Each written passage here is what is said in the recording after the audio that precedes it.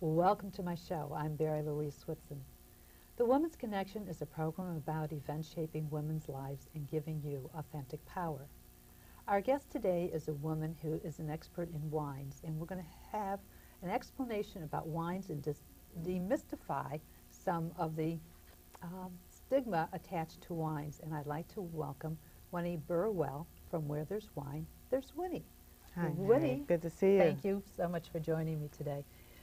Let's start at the beginning about somebody who goes into a restaurant, is not familiar with wines, and has to entertain their boss or a potential client.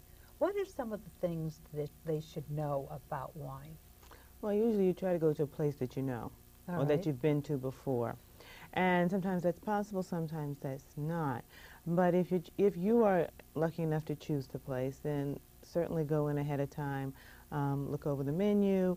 You can also call them, and many times they'll fax you the menu and fax you the wine list. Oh, that's interesting. And that can save you a little time because you can look up things, you can see what the price ranges are, and kind of gauge what you're going to be doing. The other thing to do is to go in and talk and see what the Wines by the Glass program is all about. You get drunk before? Not drunk. We're talking moderation, always moderation. Oh, okay. But they have Wine by the Glass. You have a house wine.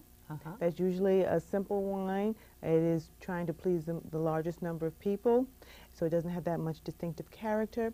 And then you'll have premium wines. Wines by the Glass are a little bit more than the house wine.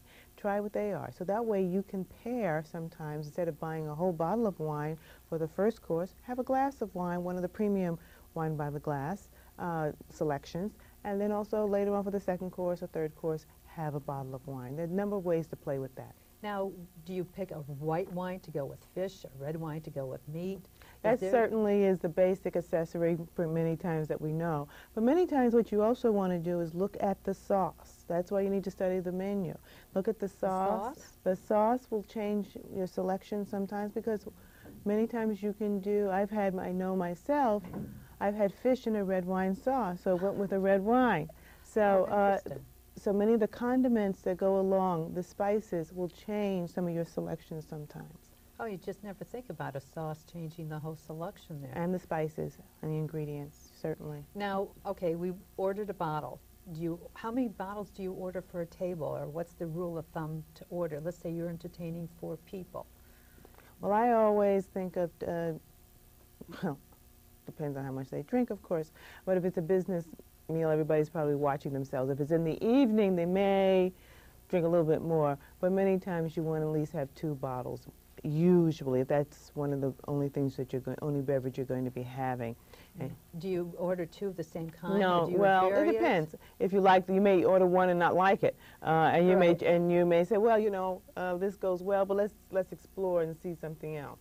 Or if you really like the wine, you'll go ahead and take that second bottle. Do you have them both opened at the same time, or do you wait?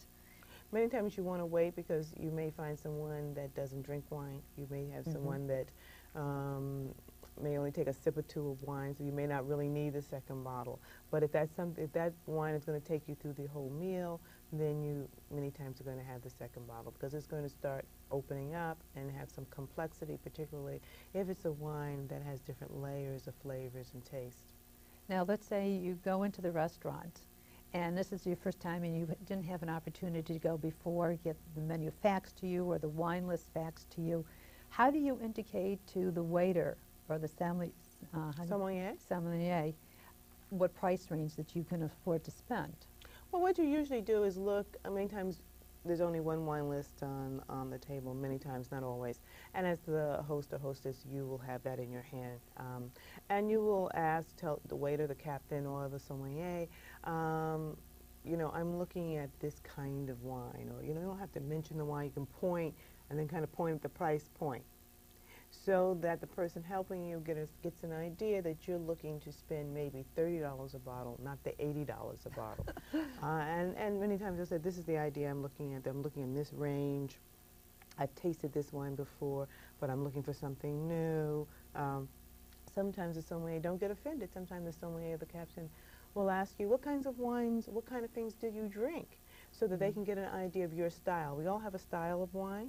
Some of us like wine with oak, some of us like wine made in stainless steel, some of us like big wine, some of us like medium-bodied wines. Now, is there a difference in the way it's fermented for the pricing of the wine? The vinification of a wine does not reflect in that way. A price of a wine is reflected because of a number of reasons. Many times it depends if it's an estate property. It's just like a house. You're going to pay a larger mortgage for a house you just bought this year than a house that was purchased 20 years ago.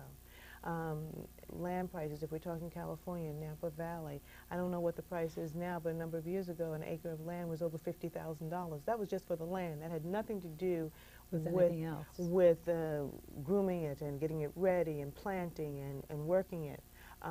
So it depends on exactly where the property is, if it's an estate property, if it's a second label, a lot of factors. So price is not always an indicator unless you're talking about the first gross, and that also indicates pedigree. Wow, there's a lot to think about. Now, in your business, where there's wine, there's Winnie. Do you have courses on all these different things as far as learning about wine? I think my niche in this marketplace is that I make wine reasonable. I think I make it approachable for the average consumer. There are a number of great wine classes out there. But the way I learned about wine was actually tasting the wine. And certainly, That's not bad. I like to have a gathering and have, so if people come away with 3 or 4 things that they've learned that they didn't know before, in my mind, that's a formal class. And when you learn and get a chance to taste some wines that you've never tasted before, that's a formal class. Certainly I do a little seminar on how to choose a house wine for home entertaining, and I sit down with people and go over 12 wines and do that kind of thing. But there are a number of great classes around that you can look them up and have a lot of fun doing that more formally. Well, let me, since you mentioned home entertaining, would you select a wine that's different for the home than you would in a restaurant? If you were saying, let's say you were having comparable the same meal. Unfortunately, in my home, you wouldn't be having the same meal. Oh, all right. I don't cook that well. But certainly, if it depends. A house wine is just that. A house wine is the wine of the house. And so it has to be a selection that will go with the majority of the food that you prepare. Not all, but certainly most. And what you're doing is, it's a wine that you like. It's a wine that you like to have as a beginning. It's a wine that you like to have with a couple of your favorite dishes. It's a wine that you don't mind serving to friends when they come over. You don't have to run around looking for it because you know you're going to like it right away. Right. And it's a wine that you may want to buy it by the case. And why I say by the case is because wine vintages change. There are more than 800 labels. Over 800? Labels from California alone. Every store cannot stock. You know, they're running out of room these days. And so in order, if you find a wine that you like, buy a case. You always have it. You can have it give it as a gift. You have guests coming over. You don't have to worry about have to go run and get something. And it's a taste and a style that you're going to feel comfortable with. You enjoy, and you enjoy the taste. So that's what a house wine is. Right. How would you store your wine? The majority of wine in the world, I would say between 93, 96%, somewhere in there, it fluctuates, it's made for immediate consumption. When bottled, it's made to be consumed and will last on the shelves 3 to 5 years, possibly, depending on storage. Storage means if you're not, you don't want too hot of an apartment, right? But it doesn't require you having a cave and all that. I mean, I know I don't. But you want to make sure that the temperature doesn't fluctuate. There's no direct sunlight. So in other words, don't put it in the bathroom or don't put it in the kitchen. And don't put it next to a radiator. All right. Don't put it in front of a window that's sunny. But many times if you have a thermometer, you have an area, try to find the coolest place where it's consistent and go back every now and then and make a little note and see what the temperature is. And then you can find how steady. It's better to have it in a place that has one temperature more consistently than have it in a place that goes up and down. Okay. Now let's get back to the restaurant. You've ordered the wine. You've made this great decision here. They bring you the bottle. What do you look for? What do you do? What's the next step? Everything based on tradition, we're going to have to run through that, but everything based on tradition puts you on notice for the next step that's happening and what you need to be looking for. Capsule. Capsule used to be made of lead because that goes back to the history and the technology.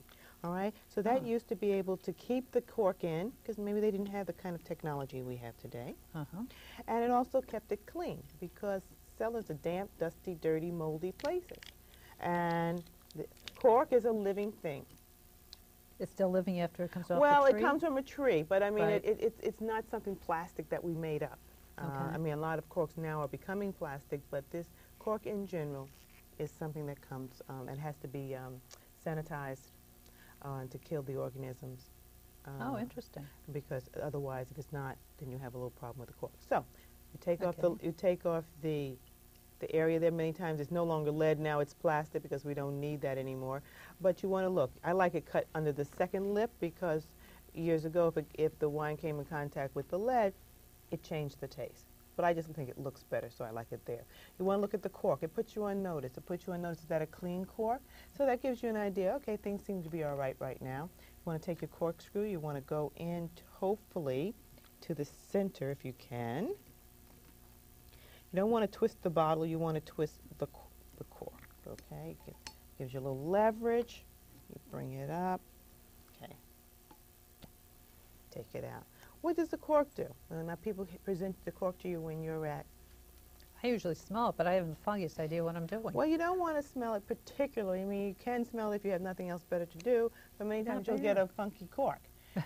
What you want to feel it. You want to see how supple it is. That means, was this stored properly? Was it stored on its side so that the wine comes in contact with the cork? That's what you're really looking for. You're looking to look at the cork. Have any disease, any fungus, anything to put you on notice that things might not be as good as they should be? No, it looks okay to me. So, put you on notice that so far, so good. The other thing, we don't have it on this cork, but many times corks will have a marking.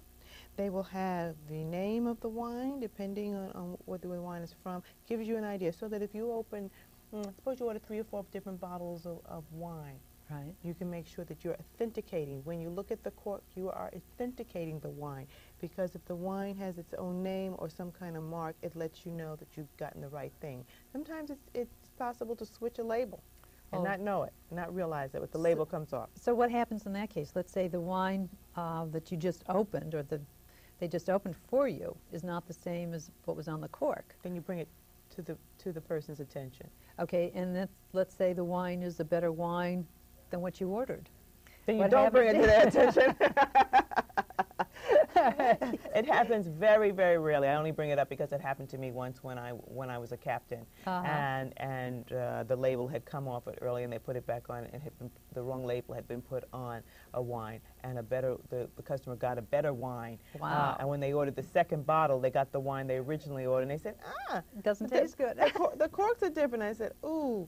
Well, you got a better wine the first time, and so that's what happened. But anyway, this puts you on notice. So you put in notice that it is, look. You also, when they bring it to you, want to make sure the fill here is good, so it's not low. It puts you on notice. We're going to show the glass. Now, what they're doing, pour a little bit in the wine. Not that because we're stingy, Okay, but so you're looking at that, and you want a little bit. You want just enough so that you can swirl. all right. Okay. Do you check for cork? I I don't see anything floating in it there. shouldn't be a cork in there, but it's not the end of the world if there is. Sometimes the Okay. corks are crumbly, and it's not the end of the world. I mean, hey, at home I've drunk through many a cork. All right. You want to swirl it because what Okay. you want to smell it. You want to see if it's freshness there. You know what you ordered. Is it the varietal accurate? And you want to smell. You want it to open up a little bit. You don't need that much, but you just need enough. So you want to look at it to see what the color is. Is there any cloudiness? Is it clear? You don't get that many cloudy wines anymore, but Oh, I was gonna say, it looks good. it looks good. It should be clear. It should be bright. Oh, I got cork. Okay. Okay, I'm not so great. You caught me. You want to smell. You want to sniff, and then you want to take a little bit in your mouth, and then bring air over the palate.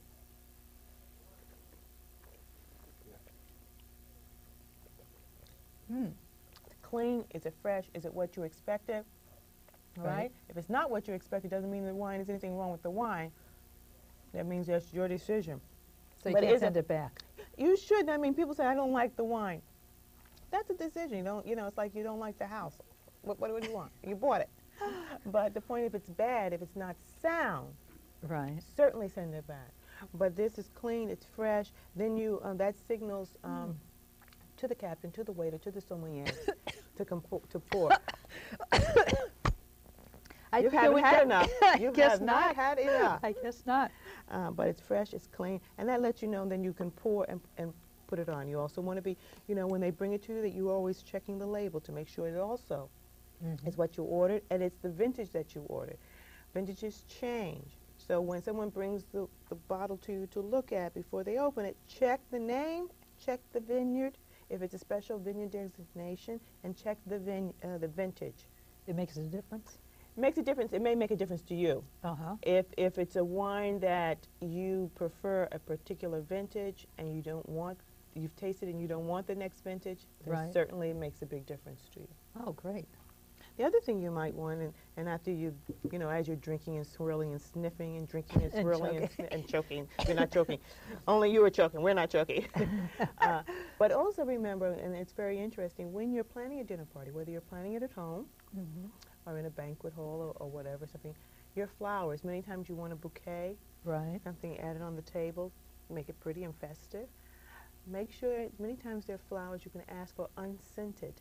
Unscented flowers? Because the floral arrangements can be so fragrant, they mask the flavor and the taste and the smell of the wine. Sometimes you can get the taste almost of somebody's perfume or the floral arrangement. It's so pungent. You know how sometimes you have some flowers that are so pungent and so hypnotizing, but they also affect the taste of when you're tasting wine. You're kidding. So that's something that a good person that's in banquets and all that will be aware of. If it's a wine dinner, many times they're aware of that and they will get an arrangement. But people go sniffing, they don't smell anything. It's because they don't want the scent to interfere. Oh, that's very interesting. I never knew that. So in other words, just get some roses that don't really smell and don't have a fragrance. And also don't wear that much perfume or aftershave and scent, particularly when you're tasting wines, because that also, if it may not affect you, but it certainly will affect the person next to you. Now, what other tidbits can you give us about wine, something to look for when you're in the store and you're trying to select a wine? Well, first of all, go to a store regularly. Get to know some of the people in the store. I mean, a good wine shop is invaluable. Because there's some shops out there that they really enjoy their product. There's some people who just buy it, whatever's the cheapest, whatever's hot, and whatever's the moment. But there's some places that really take an interest in wine, and you'll find that out. One shop I like to frequent, I can't afford many of the wines I enjoy. I just don't have that kind of pocketbook. But they have a rotating little bin or area for under $10 that I can afford. Really, it's $5.99, and I always, you know, peruse that section to see what's chosen, and then I sometimes can able to pick something that I like in that price point that I can afford. Get to know the people. Say what's coming in. What's like. This is my.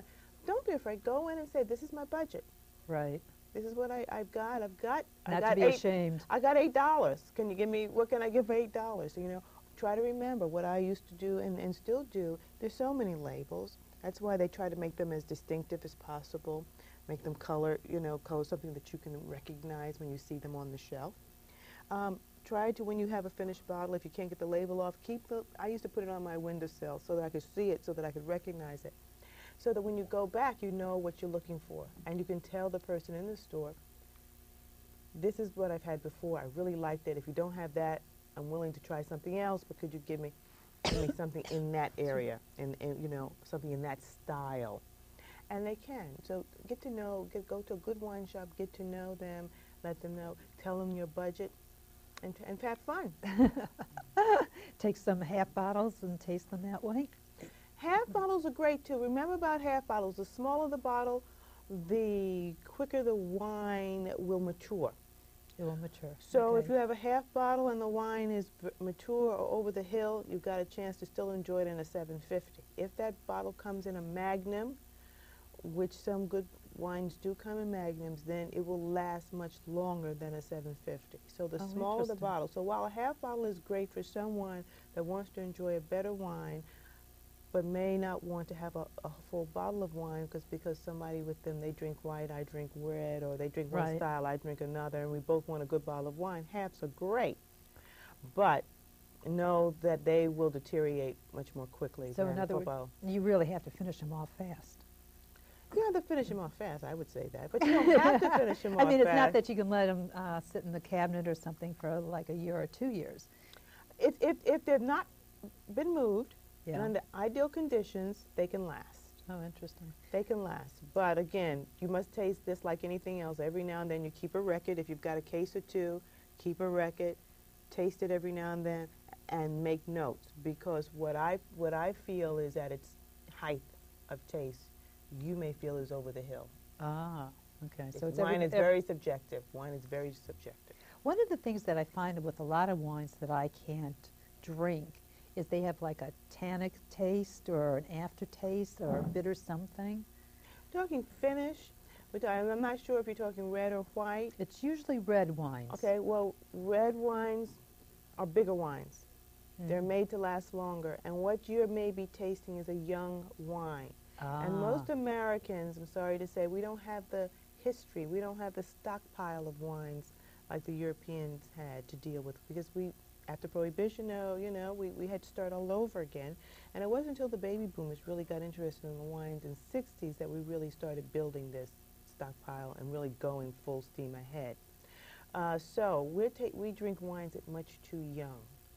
If you ever get a wine, what you're looking for is the tannins and the fruit to balance. Okay. That's what you're looking for. And eventually, one of these days, when you get a chance to taste something that has some age to it, Right. I call it gets in the category of yummy wine. It's one of those things you don't want to taste anything else with it. You just want to sit there and enjoy. Now, are these wines that you're talking about the ones that get auctioned off? Can be. They are they're investment wines, certainly. Now, how do you know if that wine is good? If you're going to an auction and you want to bid on a wine, you're a collector. Many times, if you're going to a legitimate auction house, like the big auction houses, they authenticate the wine. How do they do that? They go to the cellar. Uh-huh. They know who the person is. They go in and check the wines. They may even pull some of the wines that the person wants to auction and taste them. They check to see what kind of cellar they have, what kind of condition the wines are in. They also probably, if the person has a large enough and an expensive enough collection, maybe be able to show them bills of sale to show how many times the wine has been transferred. Oh, because the movement of the wine Absolutely affects unsettles it? wine. I mean, if it's something that's been passed around 5 times, you want like, oh, goodness gracious, was it on a hot highway? Was it on a dock somewhere?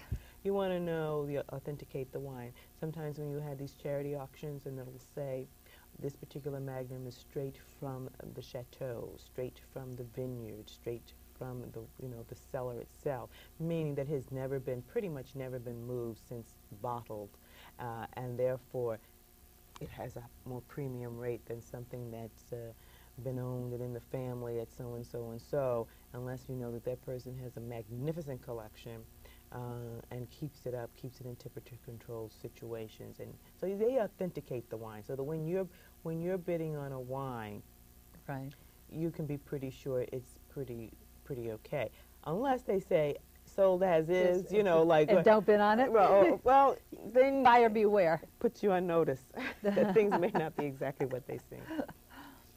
What other tidbits would you give to somebody who's just starting out? I think wine is fun. I think have a budget, have some interest, look in certain areas. For instance, start with a particular varietal and taste the different wines. And maybe it's, let's say, Sauvignon Blancs. Right.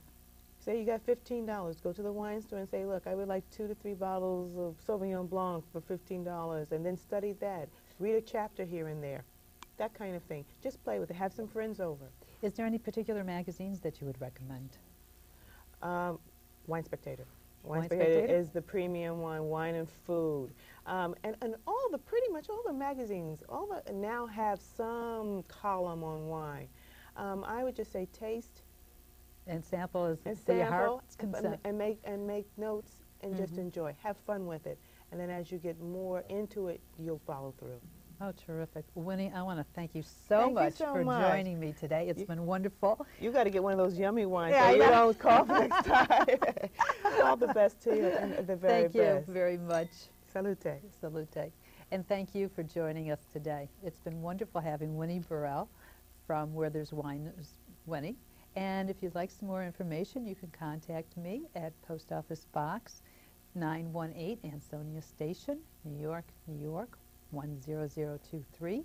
Or you can email me, Barrie, B-A-R-R-I-E, N-Y-C, at worldnet.att.net. Hope you've enjoyed the lesson in wine today. See you soon. Take care. Bye. It's been wonderful. This whole